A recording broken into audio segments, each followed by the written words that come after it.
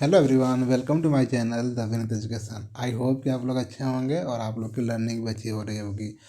हम लोग बात कर रहे हैं सीटेट की लर्निंग सीरीज की, जिसमें हम लोग बात कर रहे हैं सीडीपी पे। सीडीपी पे आज हम लोग बात करेंगे जीन पियाजे के बारे में कि जीन पियाजे के अनुसार विकास किन किन चरणों में होता है और कैसे हम विकास को समझ सकते हैं।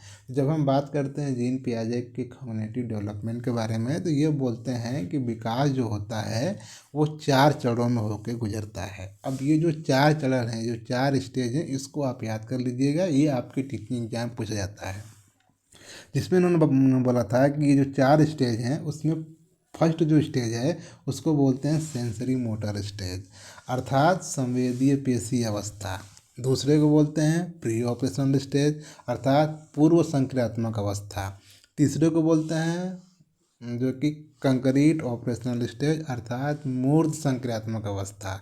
चौथे को बोलते हैं फॉर्मल ऑपरेशनल स्टेज, अर्थात औपचारिक संक्रियात्मक अवस्था। ये 4 अवस्था है जो आपके टीचिंग एग्जाम में पूछी जाएंगी। इसके साथ भी आप देख लीजिएगा, जो सेंसरी मोटर स्टेज है उसकी एज जो होती है 0 से 2 ईयर होती है।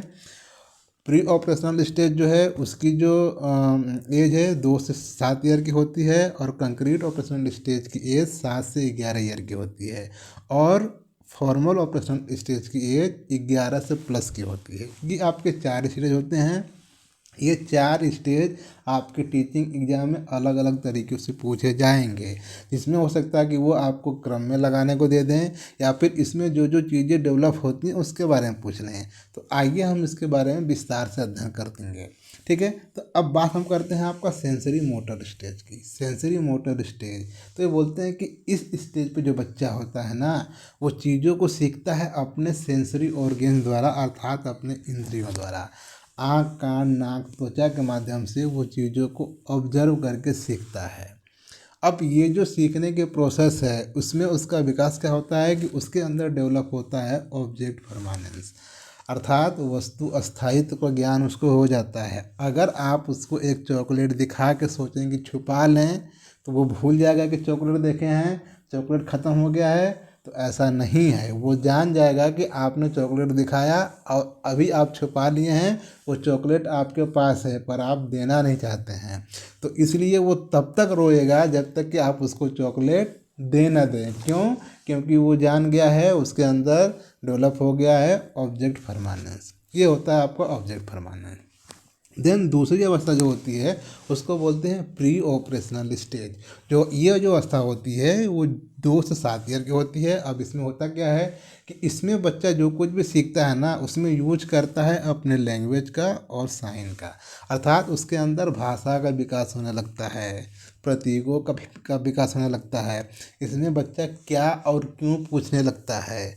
ठीक है, अब इसमें मेन चीज़ें क्या होती हैं कि उसके अंदर डेवलप होती हैं एनिइज्म, जीववाद। अब आपसे क्वेश्चन पूछेगा कि जीववाद किस अवस्था में डेवलप होती हैं, तो आपको लगाना है प्री ऑपरेशनल। इस लेवल पर जो बच्चा होता है वो ईगो सेंट्रिक होता है। इस लेवल का जो बच्चा होता है उसके अंदर डेवलप हो जाती है इरिवर्सिबिलिटी। ये 4 चीज़ें हैं। ठीक है, 3 चीज़ें। पहला होता है आपका एनीज। अब एनीज में क्या होता है भैया, जीववाद क्या होता है। तो जब हम बात करते हैं जीववाद की, तो जो इस लेवल का बच्चा होता है, जो इस स्टेज पे बच्चा होता है, वो अपने जो खिलौने होते हैं, जैसे गुड्डा हो गया, गुड़िया हो गई, तो उसको जब वो लेगा तो वो मानेगा कि इसके अंदर जीव है। ठीक है, अब वो जब उसको जीव मान लेगा तो कहेगा पापा इसके लिए आप कपड़े खरीद के लाइए, इसके लिए बिस्तर लगाइए, इसके लिए जूता लाइए, चप्पल लाइए, अर्थात जो भी उसकी चीज़ें हैं सब डिमांड करेगा कि मेरे इस चीज़ के लिए आप लाइए, मेरे गुड्डे के लिए लाइए। और वो वैसे ही ट्रीट करेगा उस गुड्डे को जैसे उसकी फैमिली उसे ट्रीट करती है। इसलिए उसके अंदर जीववाद उत्पन्न हो जाता है। ठीक है, दूसरी चीज़ क्या आती है कि इस लेवल का जो बच्चा होता है उसके अंदर ईगो सेंट्रिक चीज़ें हो जाती हैं, वो अहम केंद्र हो जाता है। अगर उसके जो भी खिलौने हैं, अगर आप सोचें कि आप उसको लेके खेल लें, तो ऐसा नहीं हो सकता। क्योंकि अगर आपने उसके खिलौनों को ले लिया तो भाई साहब वो तब तक रोएगा जब तक कि आप उसके खिलौने को दे ना दे। इवन वो नीचे लौट जाएगा। धूल में कड़ में नोटने लगेगा, नंगाई करने लगेगा कि नहीं हमको चाहिए ही चाहिए, आपने मेरा क्यों लिया। आप अगर उसके चीज़ों को छू भी देते हैं, टच भी कर देते हैं, तब भी उसका रोना शुरू। ठीक है, तो ये चीज़ें क्या होती हैं, क्यों? क्योंकि बच्चा के अंदर ईगोसेंट्रिक चीज़ें डेवलप हो गई हैं। अब बात आती है इरिवर्सिबिलिटी की। इसमें जो होता है बच्चा, उसके अंदर डेवलप होती है इरिवर्सिबिलिटी।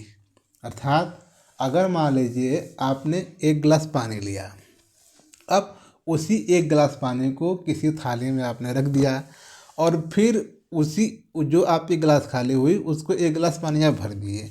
फिर आपने उससे कहा कि अच्छा बताओ, ये जो गिलास का पानी है ये ज़्यादा है या फिर जो थाली में पानी ये ज़्यादा है, तो वो आपको बता देगा कि पानी जो है वो दोनों सेम है, बस उसका आकार चेंज है। ठीक है, तो इसलिए इस स्टेज में बच्चे का इरिवर्सिबिलिटी पैदा हो जाती, सॉरी डेवलप हो जाती है। ठीक है, देन उसके बाद आता है आपका तीसरा stage, pre concrete operational stage, जो आपकी 7 से 11 वर्ष तक चलती है। अब इसमें क्या होता है कि इसका जो मुख्य कंपोनेंट है, इसमें जो चीज़ें डेवलप होती हैं वो होती हैं लॉजिकल थिंकिंग। अब बच्चा चीज़ों पे लॉजिकली सोचना शुरू कर देता है। ठीक है, अब यहाँ पे उसकी लॉजिकल चीज़ें शुरू हो जाती हैं। अब वो जो है कि चीज़ों को क्लासिफाई करना, वर्गीकृत करना, सीरिएशन करना, और उसको जो है कि कंजर्वेशन करना सीख जाता है। ये 3 चीज़ें डेवलप होती हैं। वो चीज़ों को कंजर्वेशन करता है, क्लासिफिकेशन करता है और सीरिएशन करता है, एक क्रम में लगाता है। इन चीज़ों को डेवलप हो जाती हैं आपकी कंक्रीट ऑपरेशनल स्टेज में। देन उसके बाद आता है आपका चौथा अवस्था, जिसको बोलते हैं औपचारिक संक्रियात्मक अवस्था, जिसकी एज होती है आपकी 11 प्लस से या फिर 12 प्लस। अगर आपके क्वेश्चन पेपर में 11 प्लस और 12 प्लस हो तो पहले आप 11 प्लस जोड़िएगा। ठीक है, तो 11 प्लस से होती है। इसमें क्या होता है कि इसका जो मुख्य डेवलपमेंट होता है वो होता है ऑब्स्ट्रैक्ट थिंकिंग। अब बच्चा जो है वो चीज़ों पे अमूर्त चिंतन करना सीख लेता है। वो जो है कि परिकल्पना फैलाने लगता है। अब उसकी दुनिया जो है कि कल्पना में चलने लगती है। अब वो चीज़ों को जो है कि अमूर्त तरीके से सोचने लगता है। इसमें डेवलप होता है हाइपोथेटिकल डिडक्टिव रीजनिंग। अब वो हाइपोथेसिस बनाने लगता है। ये आपके 4 स्टेज होते हैं। ठीक है, अब देखिए एग्जाम में क्वेश्चन पूछने का तरीका क्या होता है। पहले वो पूछेगा कि पियाजे ने डेवलपमेंट के कितने स्टेज दिए हैं, तो 1, 2, 3 और 4, 4 स्टेज आप लगाएंगे, 4 स्टेज। फिर वो पूछेगा कि जो 4 स्टेज हैं उसमें उसको क्रम में लगाइए। तो पहले आपको देगा sensory motor stage, pre operational, concrete operational और फॉर्मल ऑपरेशन स्टेज। दूसरा क्वेश्चन, तीसरा क्वेश्चन वो पूछेगा कि ऑब्जेक्ट परमानेंस कहाँ डेवलप होता है, किस स्टेज में होता है, तो आपको लगाना है सेंसरी मोटर स्टेज। ठीक है, अगर वो पूछेगा कि बच्चे के अंदर एनीइज्म, ईगोसेंट्रिज्म और इरिवर्सिबिलिटी कहाँ डेवलप होती है, ठीक है, तो आप लगाएं कहाँ, प्री ऑपरेशन स्टेज में। तो ये जो आपके कीवर्ड दिए गए हैं इसको वो आपसे पूछेंगे, तो इसको आपको लगाना है। आई होप कि आपको ये चीज़ें समझ में आ गई होंगी। अब हम बात करेंगे इसके 3 कॉन्सेप्ट पे, जिसमें ये बात करते हैं, पहले ये बात करते हैं स्कीमा की। ठीक है, स्कीमा, अनुकूलन, समावेशन और समायोजन। स्कीमा, एडाप्टेशन, एसिमिलेशन और एकोमोडेशन, ये 4 चीज़ें होती हैं। अब हमको समझना है कि ये 4 चीज़ें हैं क्या। ठीक है, तो जब हम बात करते हैं स्कीमा की, ठीक है, स्कीमा, तो जो आपका स्कीमा है ये आपके नॉलेज का बिल्डिंग ब्लॉक है। ठीक है, स्कीमा क्या है, आपके नॉलेज का बिल्डिंग ब्लॉक है, अर्थात ज्ञान की इकाइयाँ हैं। ये जो छोटे छोटे आप ज्ञान अलग अलग जगहों से लेते हैं ना, इसी का बिल्डिंग ब्लॉक है, इसकी इकाइयाँ हैं अलग अलग, जो आपने अपने माइंड में इंफॉर्मेशन रखी हुई है। ठीक, उसके बाद आता है आपका एसिमिलेशन। ठीक है, एसिमिलेशन क्या है, उसके पहले हम लोग देखेंगे एकोमोडेशन। एकोमोडेशन क्या है, अब आपने जो ये अलग अलग जगह से नॉलेज को लिया है, जो आपने बिल्डिंग ब्लॉक अपने कम्युनिटी माइंड में बनाया है, उसको एडाप्ट करना। ठीक है, उसको क्या करना है, एडाप्ट करना, उसको अपने माइंड में रखना।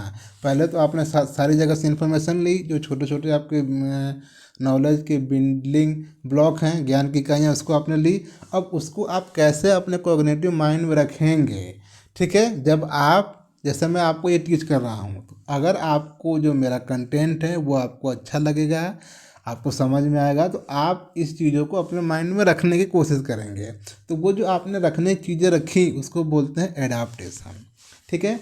अब क्या होगा, उसके बाद होता है एसिमिलेशन। जैसे मान लीजिए आपको मैंने ये जीन पियाजे के बारे में टीच किया, अब आपने कहीं और से इनके बारे में पढ़ा और उसमें से एकाक चीज़ें आपको और ज़्यादा मिलें, तो जो एकाक चीज़ें वो और ज़्यादा आपको मिलेंगी उसको आप अपने माइंड में रखने की कोशिश करेंगे। अर्थात आपने जो पहले से सीखा है, उसके बाद जो आप नया सीख रहे हैं, उसको अपने माइंड में एसिमिलेट करने की, फिट करने की जो जो प्रोसेस होती है उसी को बोलते हैं एसिमिलेशन, ठीक है। अब उसके बाद आता है आपको एकमोडेशन।